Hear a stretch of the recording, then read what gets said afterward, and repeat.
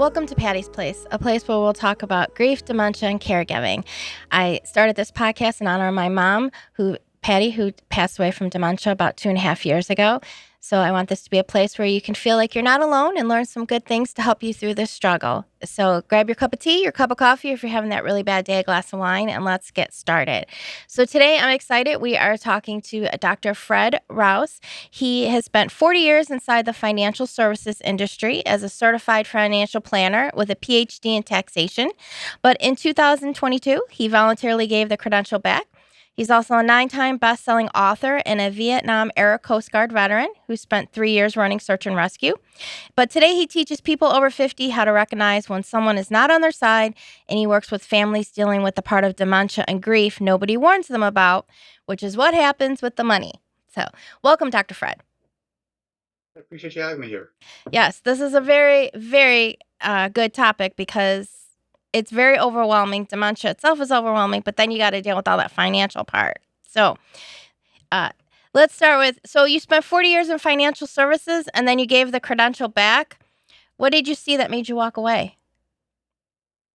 After 40 years, again, the last 28 of as a certified financial planner, and I started out selling products, but the industry itself was not set up for people. The industry is set up to self-perpetuate, and it just generates commissions for them. And it was pretty much irregardless of what happened to the people. And I primarily work on the retirement side of things. And people that I worked with, no matter what I did inside that standard financial practice routine, just wasn't doing anything for them. And by the time they hit age 50, 55, 60, they really didn't have enough money to retire in any way, shape, or form. And so I had to do something different. I just said, this is it. 6, 8, 10% a year is what the best you're going to do for somebody. That's not working for them. So I went out and did something different. Okay. All right. So what you started, you've written, you're a 9-time best-selling author, so you have some current books as well, too, right now? The most current one is, it's terrible. It runs together after a while. Exactly. Yeah. Retirement isn't optional. Enjoying it is. Well, yes. And it's an interesting book. It could be of some interest to your people, but I think there's other things on their mind when you're stuck in a situation where you've got family that you're trying to take care of, and you're taking care of your own family yourself. The books are nice, and I had a good time doing them. Produced for a number of different, award-winning videos, documentaries, but that doesn't help your folks. Okay. Your folks are stuck in a situation where things happened. Didn't expect them to happen, but things happen. And now they're stuck taking care of a parent or two. This is true. So you mentioned, you say the money goes before the diagnosis does. So what can we talk a little? I understand what you're saying, but can we expand on that a little bit? Certainly, what happens is parents are fine until they're not. And then what generally happens is that the closest person, who's generally a daughter, has to take care of these things. Exactly. You were there. Yes. You understand exactly what goes on. And there could be other family members, but you're the closest, so you're expected to do these things. Well, you've got your own life to begin with, and most women, by their nature, are caregivers to some degree and take care of the household, the family, and their needs come last. It just works that way. It's not supposed to, but it does. And here's your parent, and oh yeah, mom's she forgot my name, and it's cute for a little while, and then she forgot the kid's name. Well, that's sort of cute. She's just getting a little older, and then things happen, and it's getting more progressive, and you don't know what's going on. And then you stop over one day, and either the mail's piled up, or it's actually opened, which doesn't happen too often, and there's 2 or 3 months worth of bills stacked up there. And so it's the mail that gives it away. When the mail piles up, then there's a problem, and then you realize, oh well, this was cute before, but there's something serious going on right now. And I think also what happens too is that in my mom's case, I think my dad started to notice that because my mom used to pay all the bills, but I think he did start to notice. So then he just started taking over paying the bills because he had a very hard time accepting that something wasn't quite right. And I think when, because my parents were married over 50 years. So I think you also have that issue where like you see something with the one and then you have the other one not quite ready to deal with it. So, they're taking over that side of it. But also, why is someone in early dementia the most exploitable person in the country? In your own situation, your dad didn't handle the bills on a routine basis. Mhm. And that's fine. There's generally some type of differentiation between who handles what in the household, Right. and that's accepted over a period of time. But when you notice there's a problem, and then you're trying to take care of those things, now you're outside your own wheelhouse. Mhm. Yeah. And at some point in time, you go looking for some outside help. Well, being a senior itself is a dangerous thing.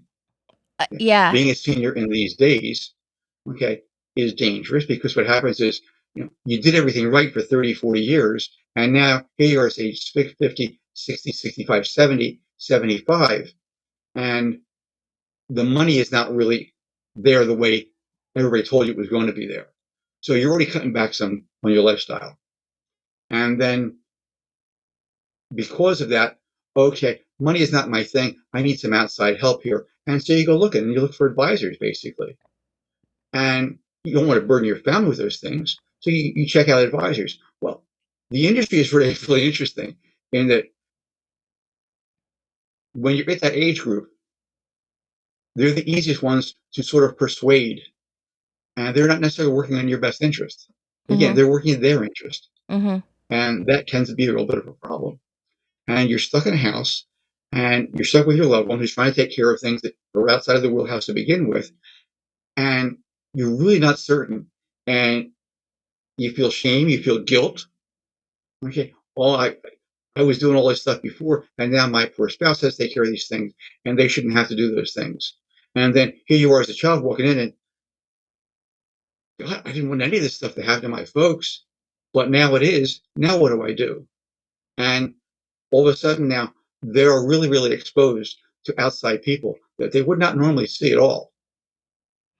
Well, in one instance, with me and my dad, my mom and dad had both done the power of attorney, and that I had it long before she had gotten sick.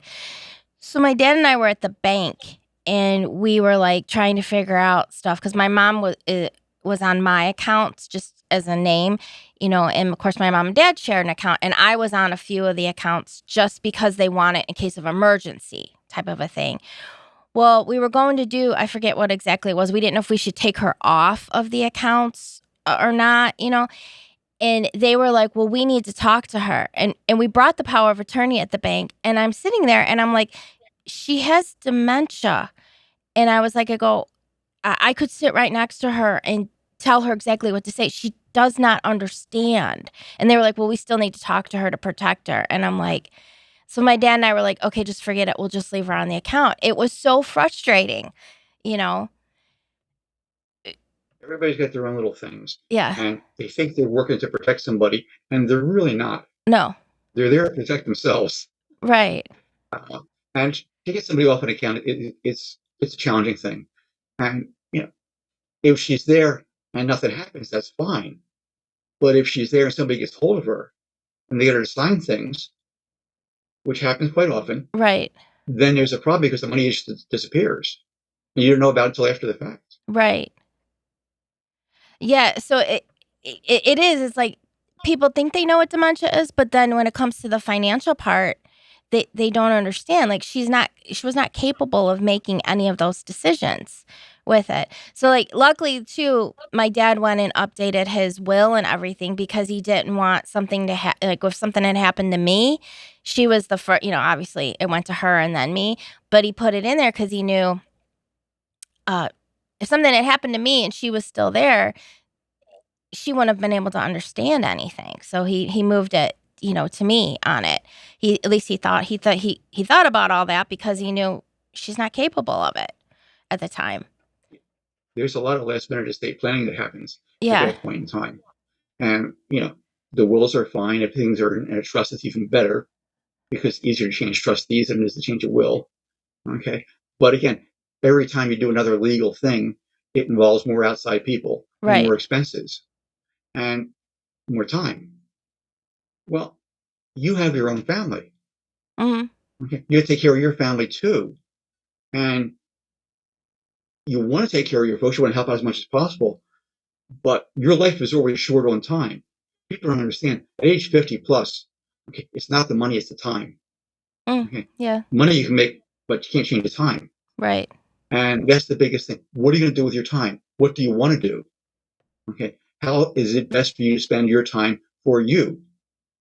And as a caregiver, as part of the family trying to help out, you don't have much choice at this point in time. Your personal life is pretty much trashed. Yeah, that's true. Most of your life now goes to your parents taking care of the situation. And it wasn't intended, but your life is on hold for 1, 2, 3, 5 years or more until that person passes. Mm-hmm. And even then, you're not right for the next year or two. No, you are not. And people don't understand that at all. No, they really don't. And then also the cost, like you said, you try to plan for retirement because you have this idea that, oh, I'll retire, I'll be able to travel, do kind of what I want. But my dad and I were shocked at how much memory care costs. And this was, we went to a private, because you either have to do the Medicaid or you have to do private. And my dad was paying $7,000 a month for that. He cut back on a lot of things to be able to, so she had the good care, but you're just shocked by it. Like, how do people pay for that? Most of them don't. And Yeah. if you've got it planned right, Mm-hmm. okay, Medicaid is when you're broke. Right. But you have to plan for that 2 or 3 years ahead of time to make certain that you're broke on paper Right. and you can still lead a reasonable life. Okay? And if you can find somebody to help you do that, that's great. But those people are far in between. Mm-hmm. And then the cost of those people is also expensive. Yes. So you're coming up short every which way. Yeah, it's unbelievable how expensive memory care, even assisted living care is.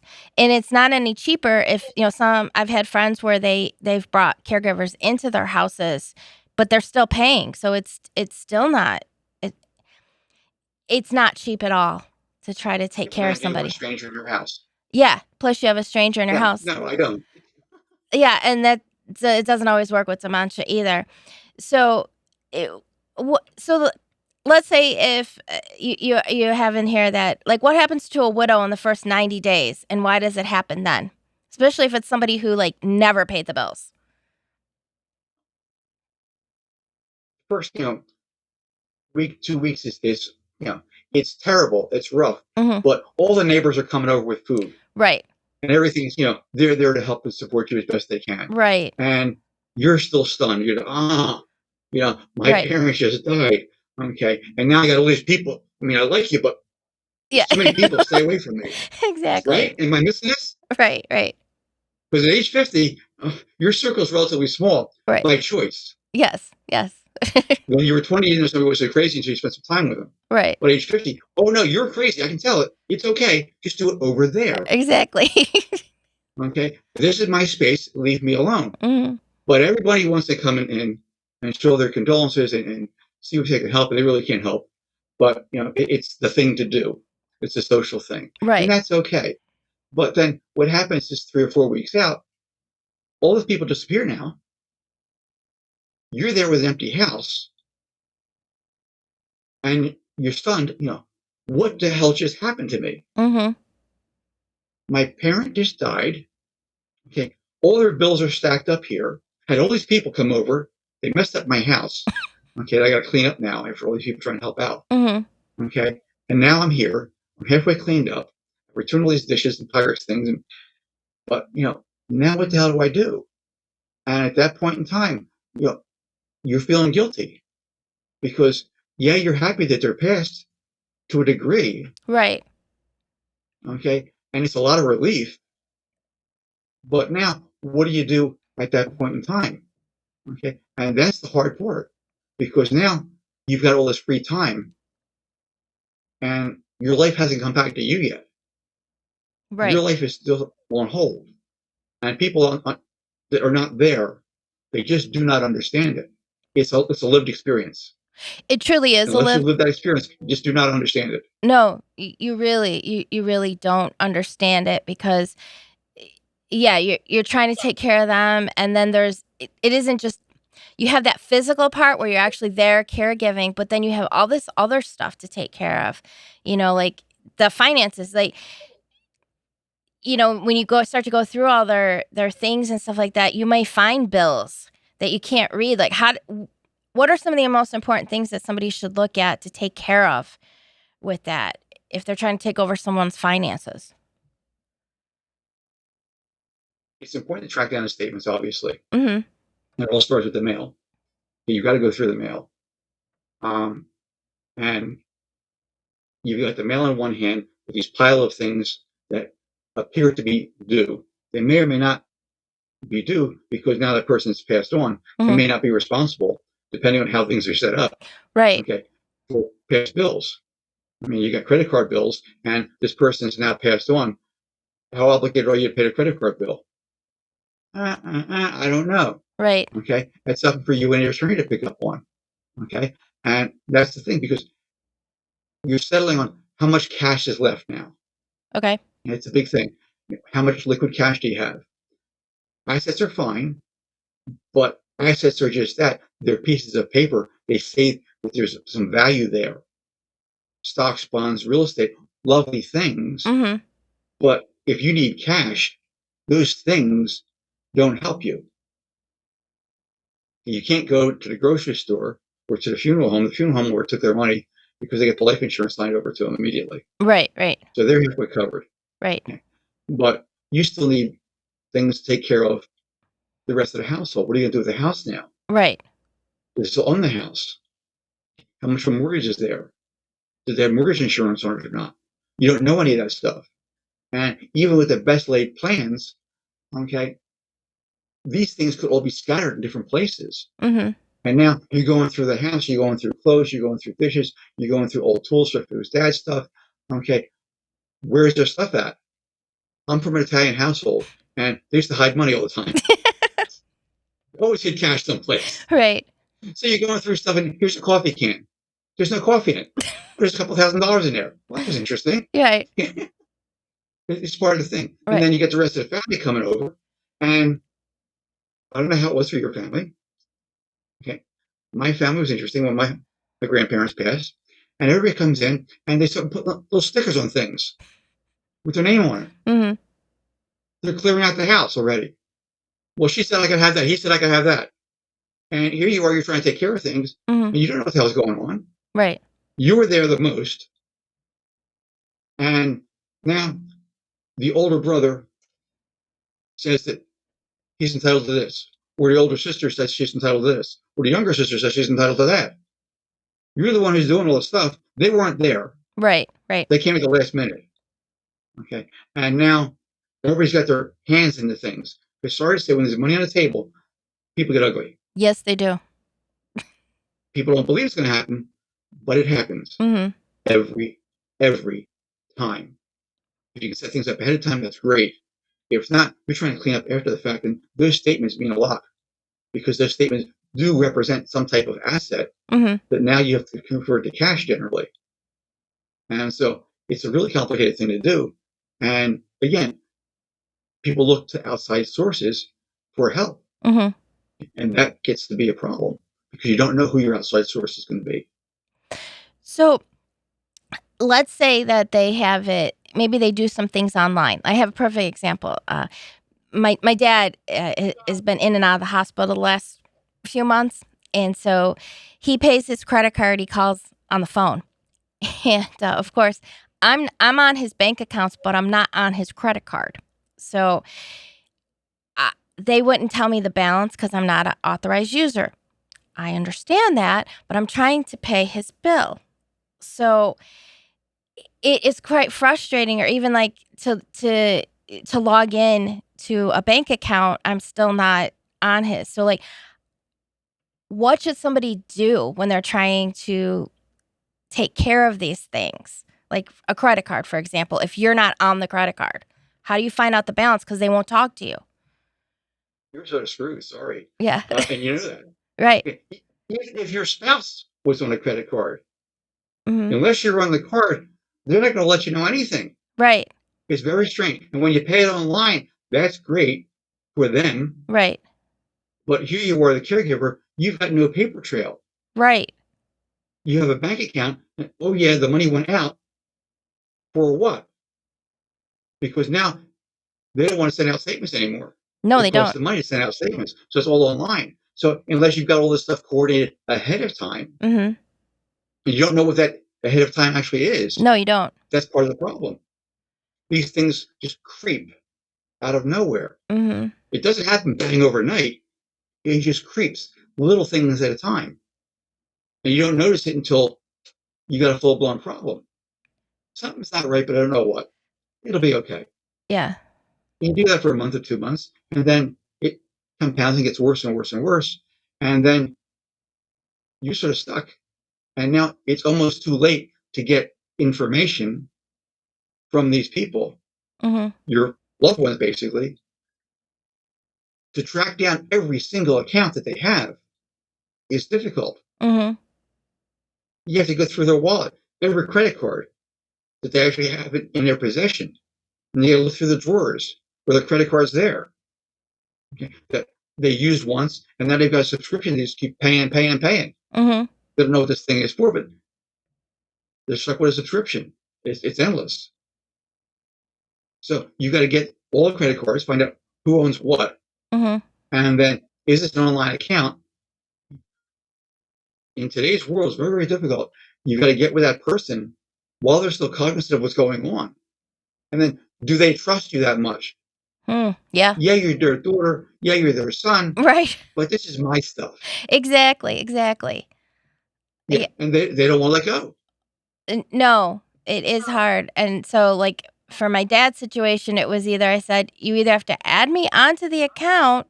I said, I don't want to use your credit cards. I just want to pay these while you can't pay them right now.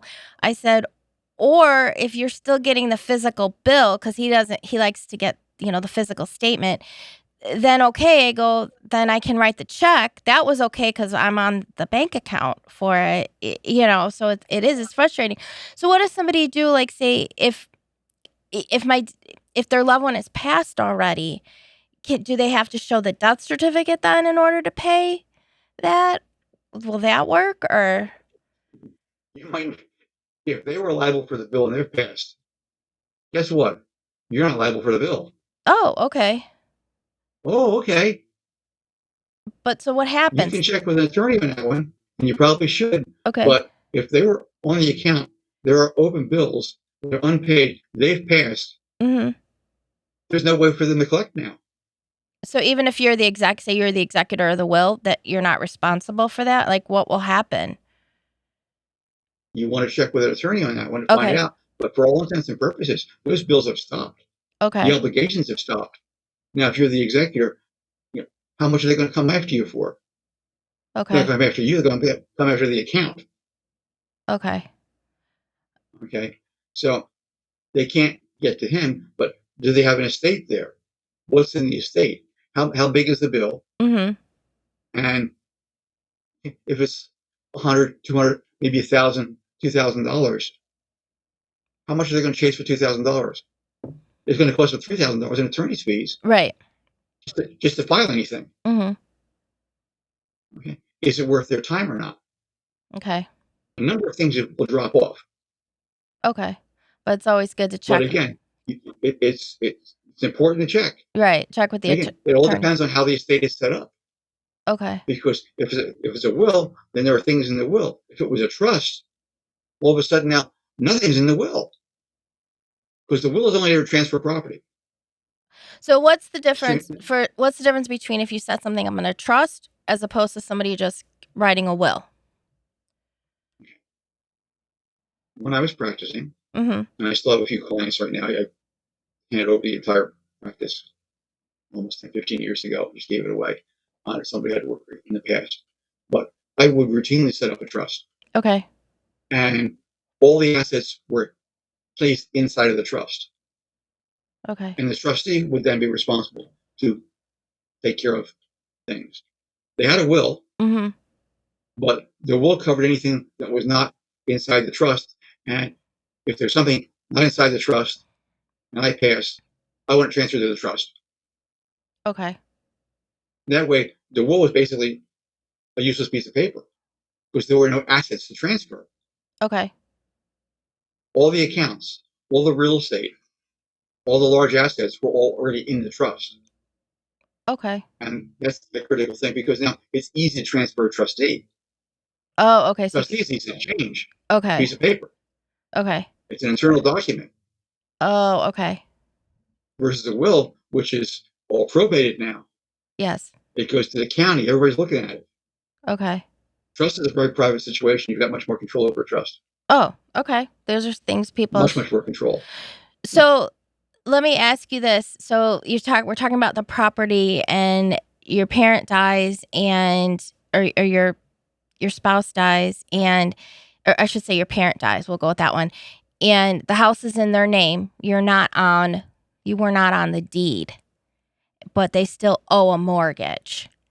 So how, and of course the bank won't talk to you because you're not on the account. So how do you handle that? At that point in time, you go in an appropriate situation. Okay. Okay. The house is now in the will. Hopefully, there is a will. Right. Okay. If there's not, that creates another problem by itself. Okay. But now, who's it go to in the will? Who's the executor of the will? Okay. That person now responsible for this thing. And you want a shit ton of death certificates. Okay. 15, 20 of them. Get them all. Okay. Because everybody's going to be asking for one. Okay. Any asset that is out there, not inside of a trust, out there by itself, in that person's name, they're pretty much going to want a death certificate. Okay. So if you present, which means all the cars and anything else, all the vehicles. right. So if you present the death certificate, say to the mortgage company, and do you have to show them that you're the executor, and then will they talk to you? At that point in time, they may well vote to yes. Okay. Okay. With that. But again, do you want to show everybody all that paperwork every time? Right. So if you can get things done ahead of time, that's ideal. All this after the fact stuff is twice as much work with half as much result. Yeah. And how do you approach if your parent, I was lucky. My parents, we had some family members go through some illnesses, and so that prompted them to do like powers of attorney for healthcare, for finance, and do the will. So I was lucky in that way. But what's the easiest way for someone to approach their parents or even their spouse or that to say, hey, we need to set this stuff up? Because again, you could be in your 30s and this could happen to you. Yes, they can. And this is the part of life that no one wants to talk about. Right. Now, when you're 60 and 70, you know you're going to die at some point in time. When you're 30, you don't talk about it at all. Right. When you're 70, hey, I know I'm not going to live forever. Now, how they want to handle it is a different situation. And it's easy to say, yeah, I'm going to die at some point in time, and we should take care of these things. But actually doing them is a very different situation. Yes. Acknowledging that a problem exists is one thing. Handling the problem is something totally different. Yeah, I'm 70. I know I probably shouldn't be driving as much. Okay, makes sense. Okay. Give me your car keys. Right. No. Oh no. I'm driving local. It's okay. Yeah. There you go. Okay, that's just a car. Right. What are they going to have with their bank accounts? Exactly. Yeah. If they got any brokerage accounts. Right. If they own actually real estate. No. They understand the problem. They just don't want to deal with it. Right. And so as caregivers are stuck in a really bad way. And you mentioned, a glass of wine ahead of time when you started this podcast. Yeah. Okay. Really more than that. Yeah. Okay. Because you know what you're going to do is right. It's not for you, it's for them. and they fight you every step of the way. Yes, they do. They acknowledge your problem. Well, yeah, I understand. Yeah, I understand. Yeah, I understand. But they're like kids. They are. How many times do you tell a kid to do something? Yeah, I'll do it, I'll do it, I'll do it, but it never gets done. Right. They just changed. Now it's your parent doing the same thing to you. You did to them when you were 12. Right. Yeah. Things change. Right. Comes full circle.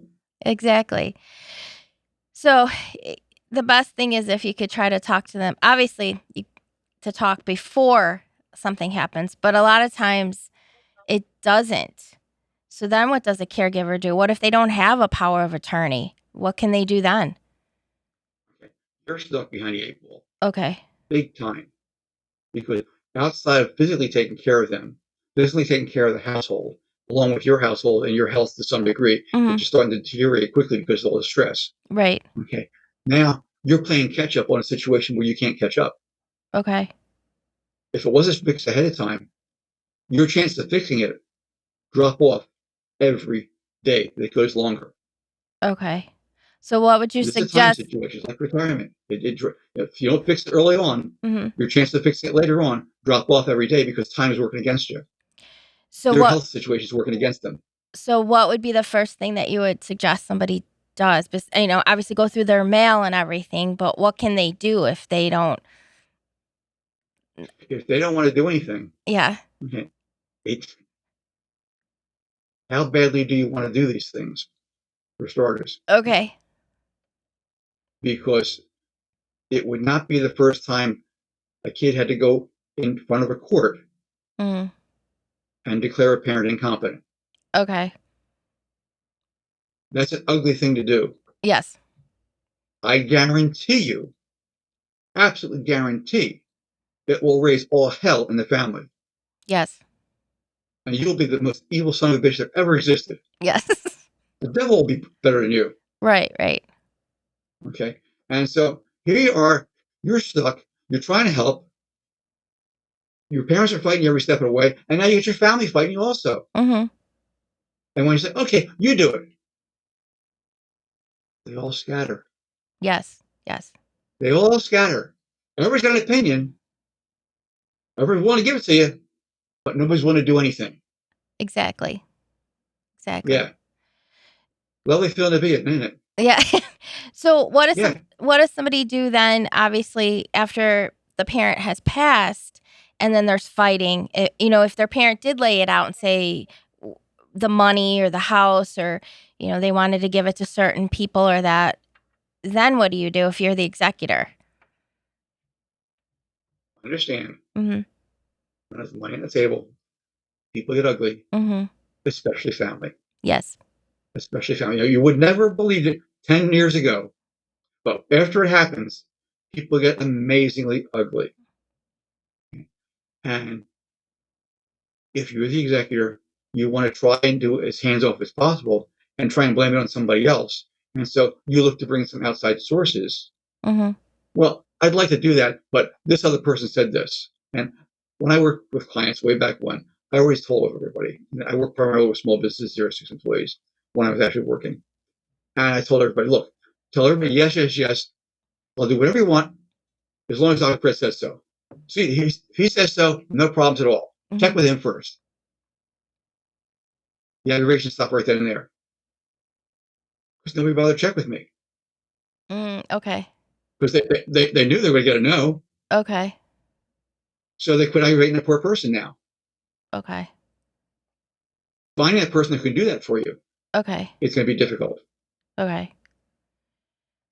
So they need to find somebody like yourself or a lawyer, Okay, blame somebody. it on, yeah. Yeah, somebody they can blame it on to make their life a little bit less stressful after all that. A little bit less stressful. I'd like to help, but yeah, this person take care of everything. I really can't do anything at all. Okay. If they said so, no problem at all. Okay. Okay. So, Why fight? what do you think is the thing families find out too late? The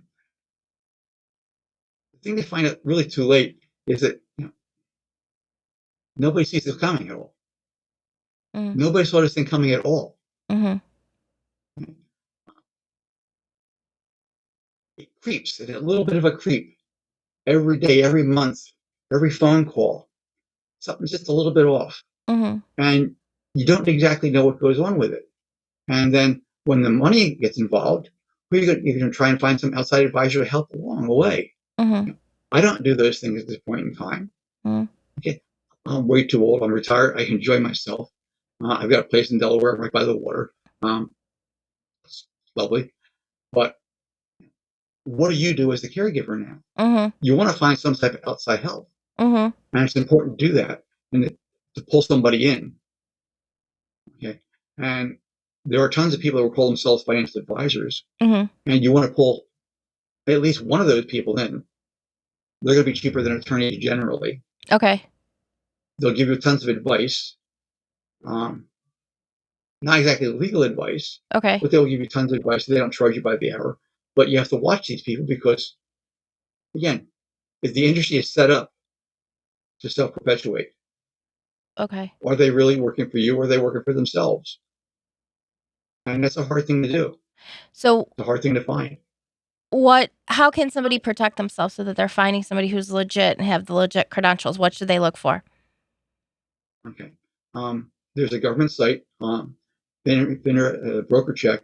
In fact, I'd like to offer your folks something free at this point in time. If they go to drrousenow.com/check, I'll give them a free cheat sheet, basically. Okay. 6 points on here where they can go and they can ask somebody point blank, are you working for me or working for yourself? Okay. How are you getting paid? Now, it's free. It's just sign up, put your email in, you can download it, no big deal. And I'll give you a link afterwards, make sure it's in your show notes. Okay. But it's a great little thing. It's an easy way to find out if somebody's actually working for you or not. Okay. Because it's a government-run site. It's free. There's nothing to sign up for. And you can check any financial advisor you want. Okay. Put their name in, put their numbers in. Right? Pulls up all the problems. Any disclosure problems? Right there. Okay. So you know exactly what goes on. Watch insurance agents that call themselves financial planners. Because the insurance agent just is an insurance agent. Okay. Whatever they do, they're going to say some type of insurance. There aren't too many insurance agents at this point in time. Most of them are brokers to some degree, handling stocks, mutual funds, and or life insurance. And they love long-term care insurance. Big commissions and that stuff for them. Okay. But there's nothing wrong with long-term care insurance, but do you really need it or not? Right. Just like the numbers say. And they will always have numbers that make it look like, well, you're gonna die and you need this long-term care insurance because you're not going to exactly die, but it's really important to have this long-term care insurance. And you have to make your own judgments on that. Okay. That's why I quit selling products years ago. It was like walking in an alligator swamp. You knew you're going to get bit, just didn't know how much. Okay. Well, yes, we will put that in the show notes because that's very helpful for all of our listeners because it is very overwhelming. The caregiving part and then the financial part, it's a lot to handle. It really is. For it. Well, thank you so much, Dr. Fred, for being with us today. I really appreciate it. I appreciate the time, and hopefully it helps some of your folks. I understand where they're at. It's a very difficult position to be in, and if I can help in any way, shape, or form, I'm glad to. They pretty much need somebody. I can guide them back and forth across things, but they need somebody there who understands their situation that's going to work with them on a one-on-one basis. And I don't do those things anymore. I can help, in different areas, but I can point out what the problems are going to be, so you at least know what to look for ahead of time. Well, that is very helpful, just that, because sometimes you just don't know what you don't know. Well, thank you so much. So hopefully you guys have enjoyed this edition of Patty's Place. Make sure you leave us a review, subscribe to our YouTube channel. So I hope you enjoyed your cup of coffee, your cup of tea, or that glass of wine. And please join us for another edition of Patty's Place.